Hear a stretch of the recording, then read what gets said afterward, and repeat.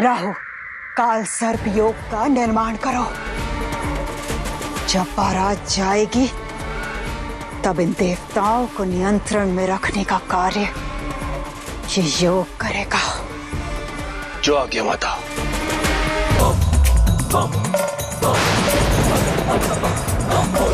देवसेना, एक पिता के लिए उसकी पुत्री का विवाह सबसे महत्वपूर्ण अवसर होता है।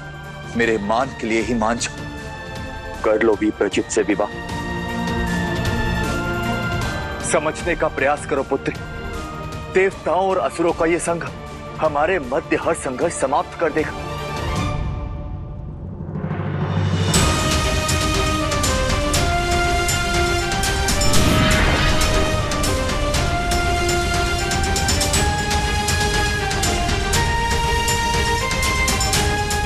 मैं आपकी पुत्री हूँ पिताश्री। मेरे विवेक और निर्णय पर प्रश्न मत उठाइए। क्यों आए हो यहाँ कार्तिकेय?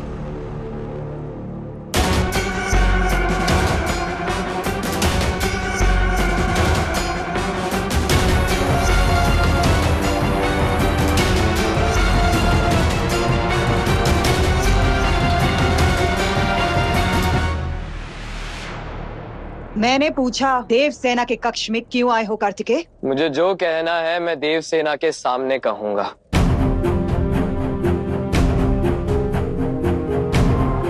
अच्छा, हमें तो लगा कि तुम विवाह की तैयारियों में सहायता करवाने आए हो। कहीं किसी और कारण से तो नहीं आए कार्तिकेय?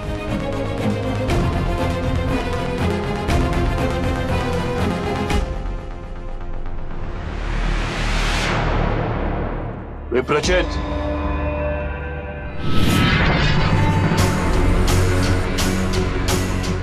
तुम यहाँ विवाह के लिए सज हो रहे हो और वहां इतना बड़ा स्वांग होने वाला। क्या हो गया राहु? अब तो महादेव स्वयं इस विवाह के लिए सजे। अब इस शुभ कार्य में कौन विघ्न डालेगा? कार्तिकेय, कहो, क्या कहना चाहते हो मेरे सामने?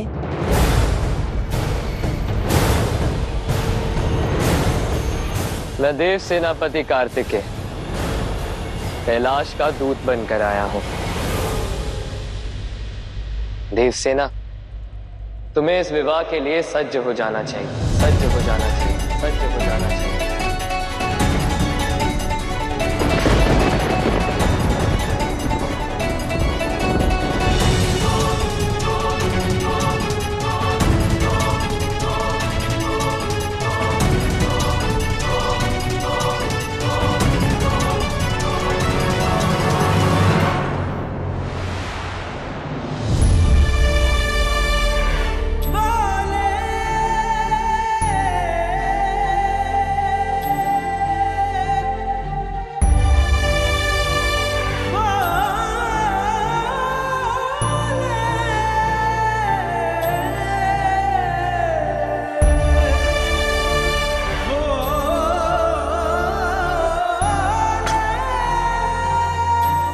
बस कुछ समय और देवी, सब कुछ शुभ हो जाएगा।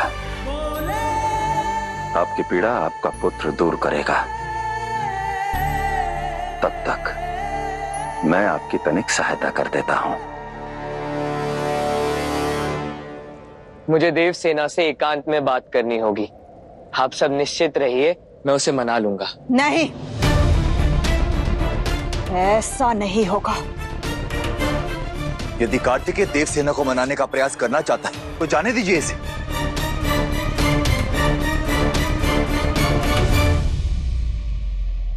कार्तिकेय,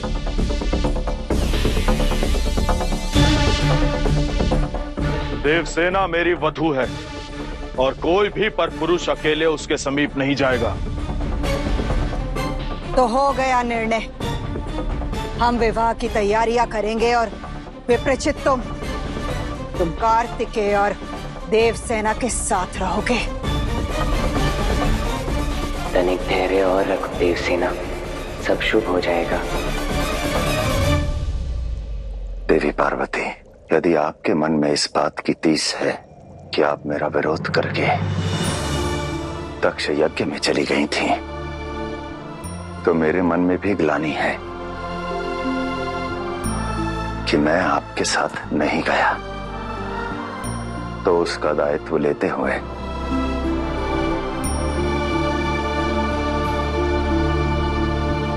आपके ज्वर पर रहने का अधिकार तो मेरा भी बनता है।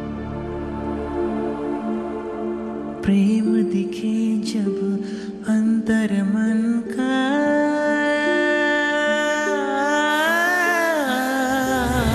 मार्ग दिखा दे स्वयं मिलन का। बंधन ऐसे शिव पार्वती के,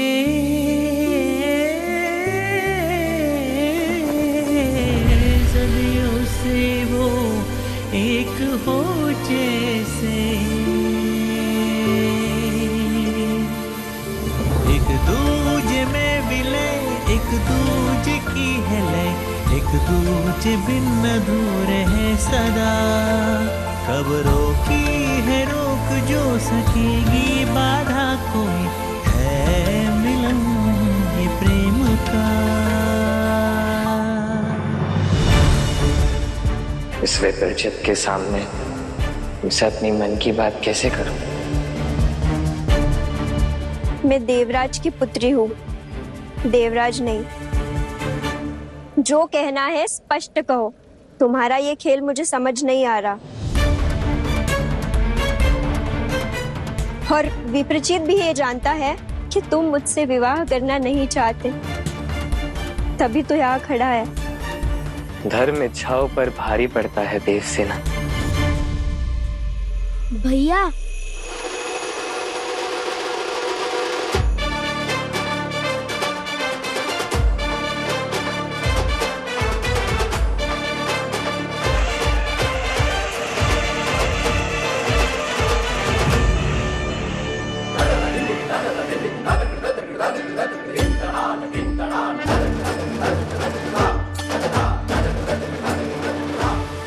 धर्म और इच्छाओं के बाद हम जो चुनते हैं उसे कर्म कहते हैं, है ना भैया?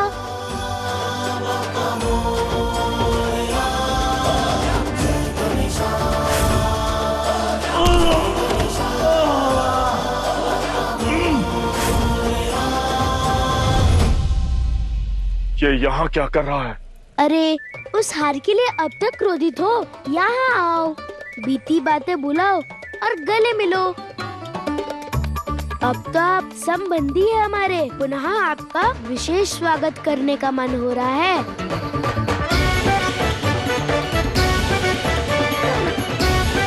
बड़े चतुर हो बालक। अब की बार युद्ध हुआ तो तुम नहीं बचोगे। कैसी बातें करते हैं आप? भला संबंधियों में कैसे युद्ध?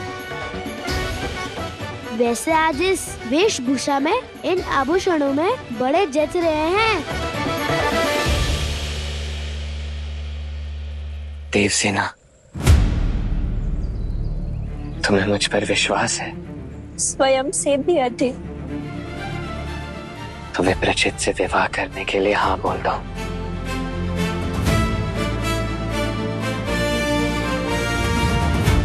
और अपनी इच्छा, प्रेम सबको त्याग दूं? कदापि नहीं। अर्थात तुम ये कहना चाहते हो कि मैं इस विवाह के लिए हाँ कह दूं और तुम्हारे विचार को भी ना त्यागूं? ये दो कर्म एक साथ कैसे हो सकते हैं? यही तो संघर्ष है देवसेना। तुम विवाह के लिए हाँ बोल दो। अपनी आस का दीप बुझने मत देना। समय आने पर सब समझ जाओगी।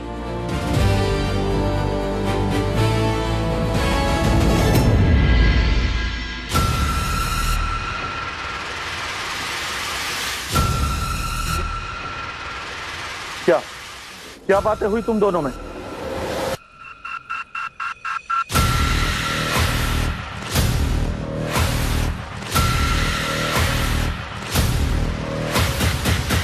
पिताश्री, मैं विप्रचित से विवाह करने के लिए सज्ज हूँ।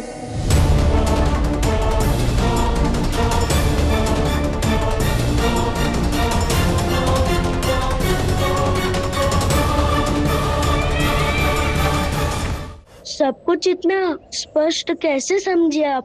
पिताश्री के पथ प्रदर्शन से। कैसे? क्योंकि कोई भी व्यक्ति मुझे कुमार नहीं बोलता। धन्यवाद कुमार। और वो सहायता कर रहे हैं, अर्थात मैं उचित मार्ग पर हूँ।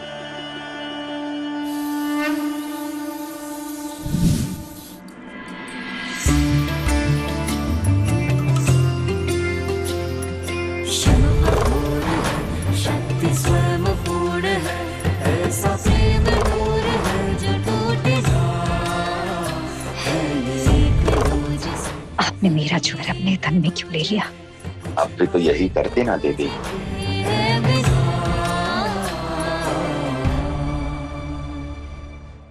राहु, काल सर्प योग का निर्माण करो। जब बारात जाएगी तब इन देवताओं को नियंत्रण में रखने का कार्य ये योग करेगा। जो आज्ञा माता।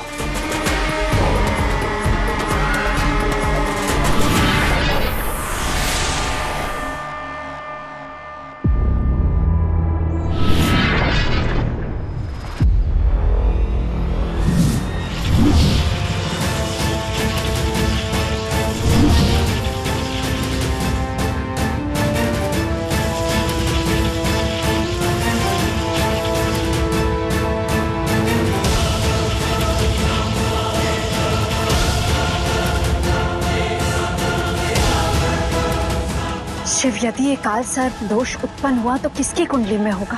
कार्तिकेय की, कार्तिकेय की, कार्तिकेय की।